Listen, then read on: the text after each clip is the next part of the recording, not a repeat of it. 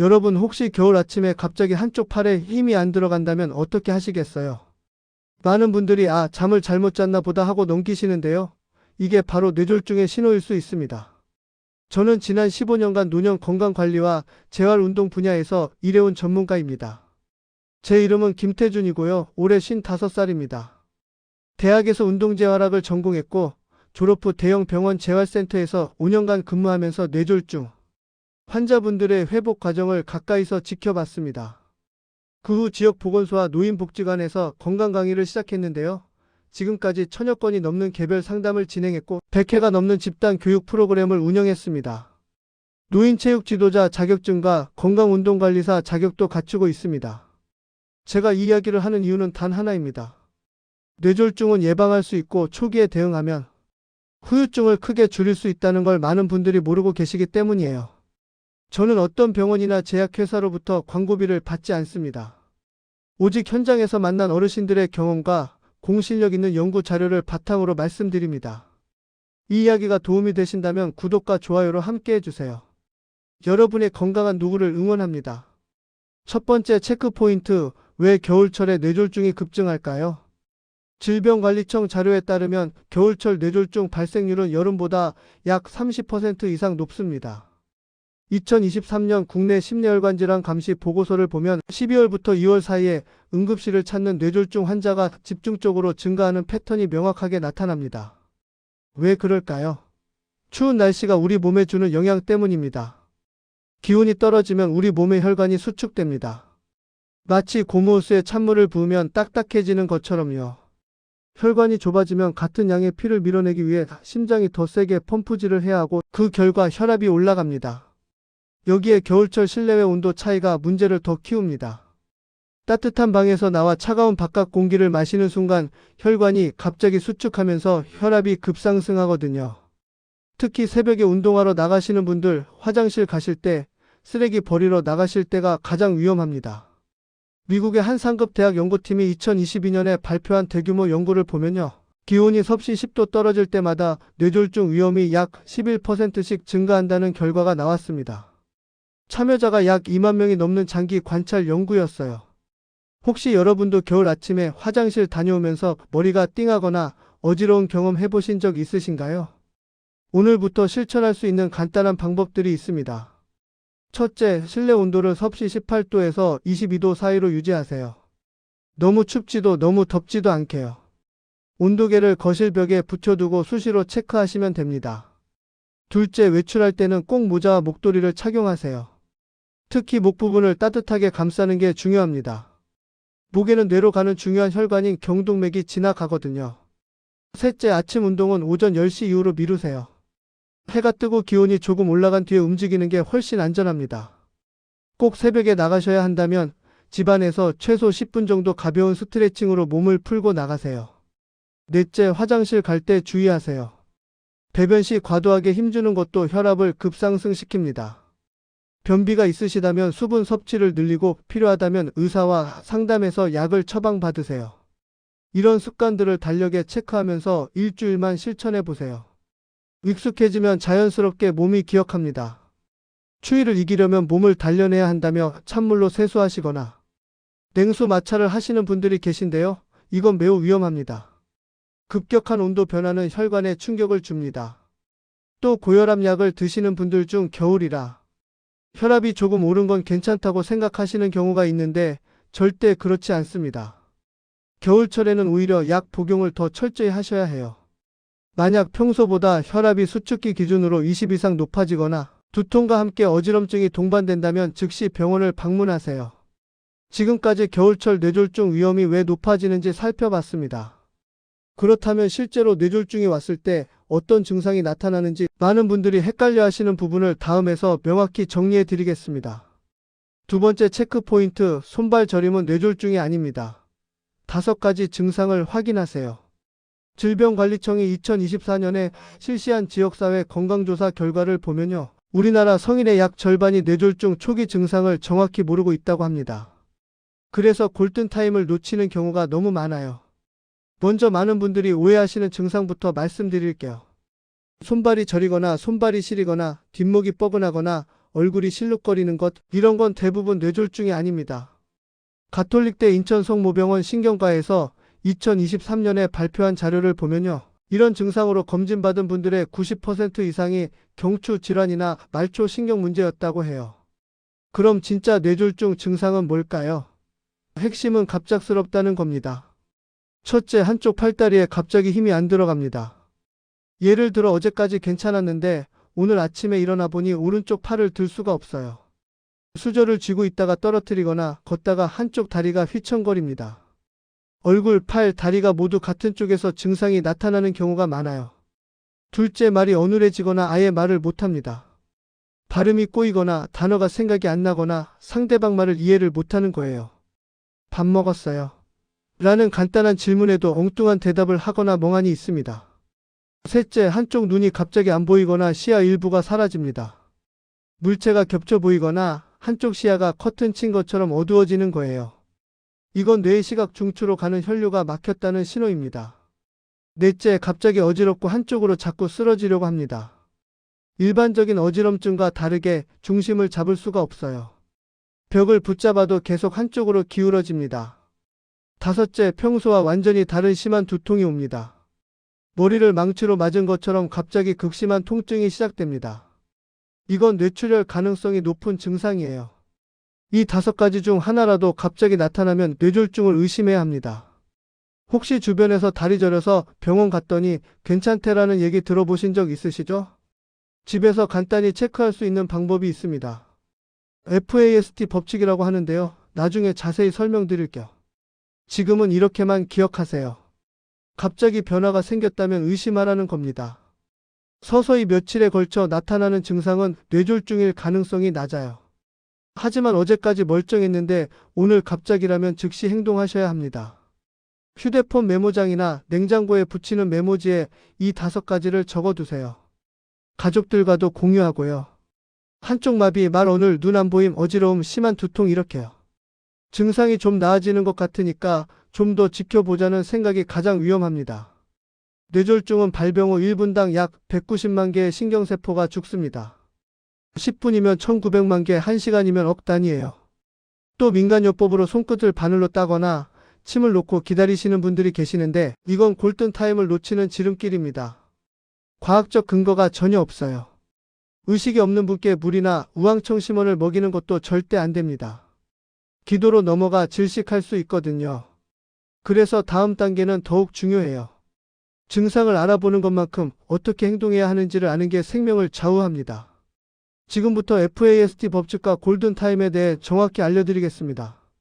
세 번째 체크포인트, FAST 법칙과 골든타임 4시간 30분.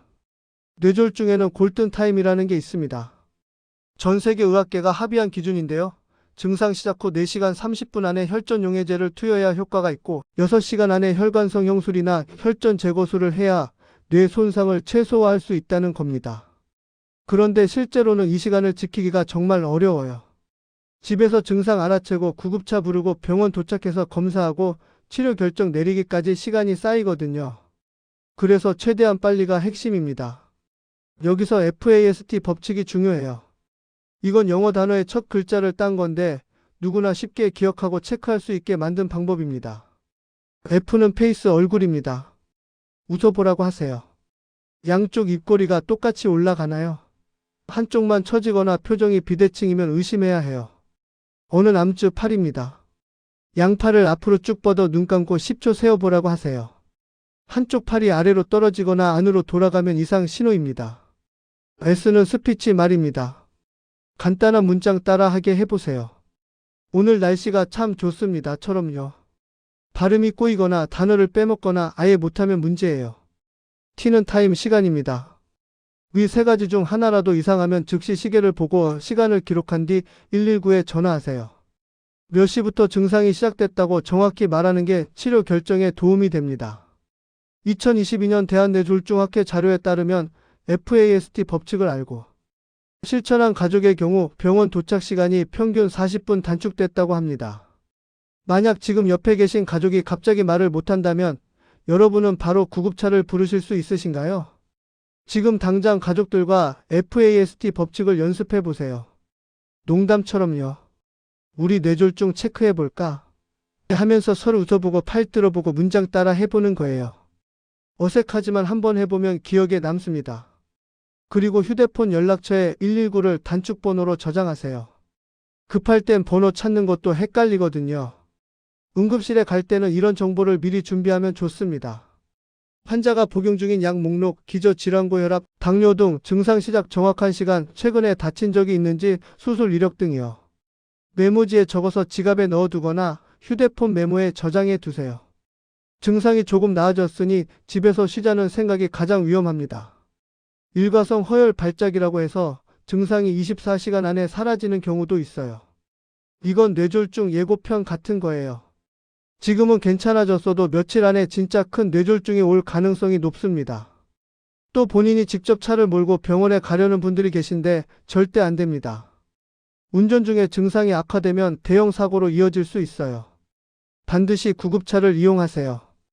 만약 시골이나 섬 지역처럼 병원이 멀다면 119에 전화할 때 그 사실을 먼저 말씀하세요. 헬기 이송이나 다른 방법을 안내받을 수 있습니다. 증상 알아보는 법과 응급 대처는 정리됐습니다. 이제 가장 중요한 얘기를 할 차례예요. 애초에 뇌졸중이 오지 않게 하는 방법 말이죠. 예방은 단순하지만 강력합니다. 다음에서 하나하나 실천 가능한 방법을 알려드릴게요. 네 번째 체크포인트, 예방을 위한 생활습관. 당장 시작하세요. 뇌졸중의 80% 이상은 예방 가능합니다. 질병관리청과 대한뇌졸중학회가 공동으로 발표한 2023년 자료를 보면 위험 인자를 잘 관리하면 뇌졸중 발생 위험을 절반 이하로 줄일 수 있다고 해요. 가장 중요한 건 고혈압 관리입니다. 뇌졸중 환자의 약 60%가 고혈압을 갖고 있었어요. 혈압을 수축기 기준 140 이하, 이완기 90 이하로 유지하면 뇌졸중 위험이 약 40% 감소한다는 연구 결과가 있습니다. 두 번째는 당뇨 관리예요. 당화 혈색소를 7% 이하로 유지하면 뇌졸중뿐 아니라 다른 합병증도 막을 수 있어요. 대한당뇨병학회 2025년 개정 진료 지침에서는 당뇨 환자의 혈압 목표를 130, 80 미만으로 더 엄격하게 낮췄습니다. 세 번째는 금연입니다. 담배는 혈관을 손상시키고 피를 끈적하게 만들어요. 금연하면 1년 안에 뇌졸중 위험이 절반으로 줄어들고 5년 후에는 비흡연자 수준까지 떨어집니다. 네 번째는 콜레스테롤 관리예요. 나쁜 콜레스테롤인 LDL이 높으면 혈관벽에 기름때가 쌓여서 동맥경화가 옵니다. 식단 조절과 필요시 약물로 LDL을 100 이하로 유지하세요. 다섯 번째는 운동입니다. 유럽심장학회가 2021년에 발표한 운동 지침을 보면요. 주 5회 하루 30분 이상 빠른 걷기 같은 유산소 운동을 하면 혈압이 약 5에서 8 정도 떨어진다고 해요. 이건 혈압약 한 알 먹는 효과와 비슷합니다. 운동이 좋은 건 다들 아시는데 막상 시작하려면 귀찮으시죠? 하나씩 차근차근 시작하면 됩니다. 한꺼번에 다 바꾸려고 하면 사흘도 못 가요. 혈압 관리는 이렇게 하세요. 가정용 혈압계를 하나 장만하세요. 3만 원대면 괜찮은 제품 구할 수 있어요. 매일 아침 화장실 다녀온 후 식사 전에 측정하고 노트에 기록하세요.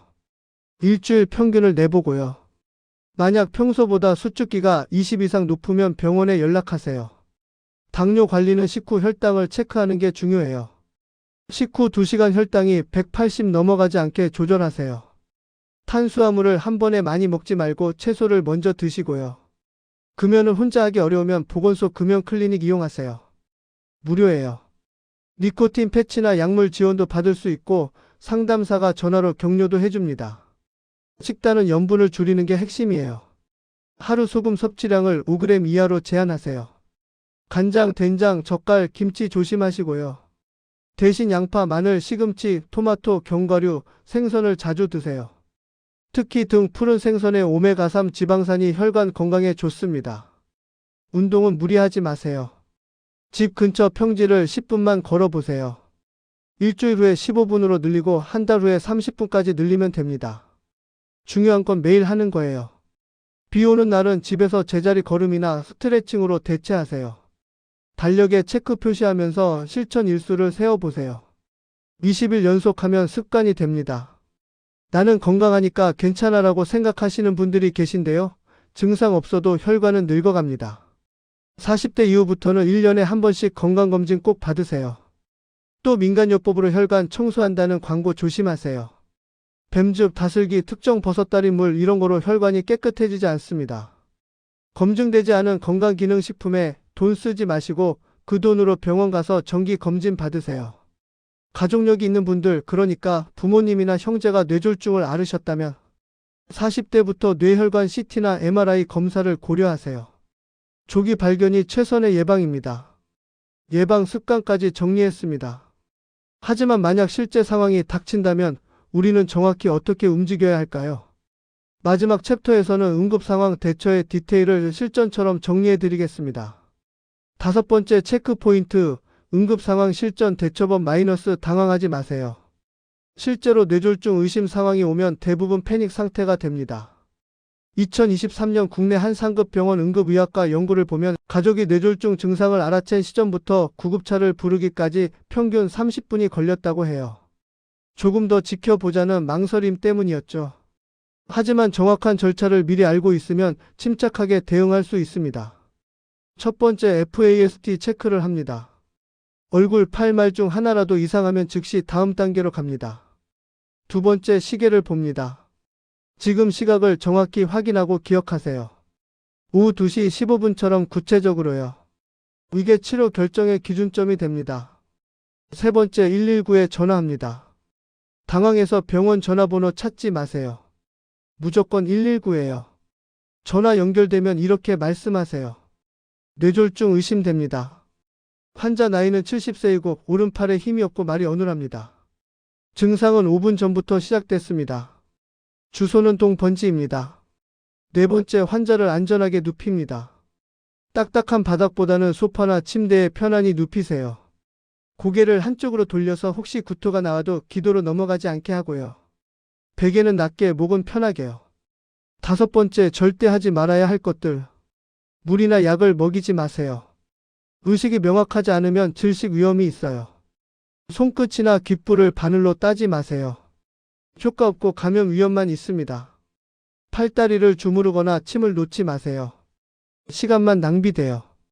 6번째, 구급차를 기다리면서 정보를 준비합니다. 환자가 복용 중인 약 챙기세요. 가능하면 약 봉지나 처방전을 들고 나가세요.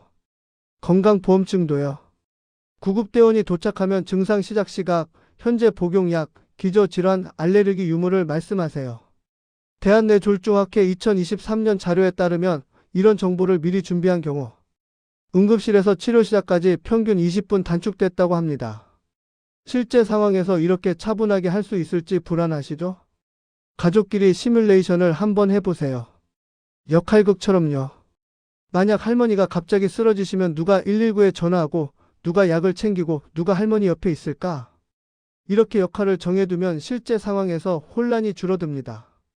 냉장고 문에 메모지를 붙여두세요. 뇌졸중 의심 시 119 전화 시각 확인 증상 설명 약 챙기기 이렇게 체크리스트 형태로요. 급할 때 보고 따라하면 됩니다. 혹시 혼자 사시는 어르신이라면 이웃이나 자녀에게 매일 전화나 문자로 안부 확인하는 습관을 만드세요. 하루 중 특정 시간을 정해서요. 매일 아침 10시에 문자 보내세요. 안 오면 확인하러 가겠습니다 라고 약속하는 거예요. 구급차 부르면 돈 많이 나온다고 걱정하시는 분들이 계신데요. 생명이 우선입니다. 응급 상황에서는 비용 걱정 말고 일단 부르세요. 나중에 건강보험 적용되면 부담 크지 않아요. 또 우리 동네 병원은 작아서 안 될 것 같다고 망설이지 마세요.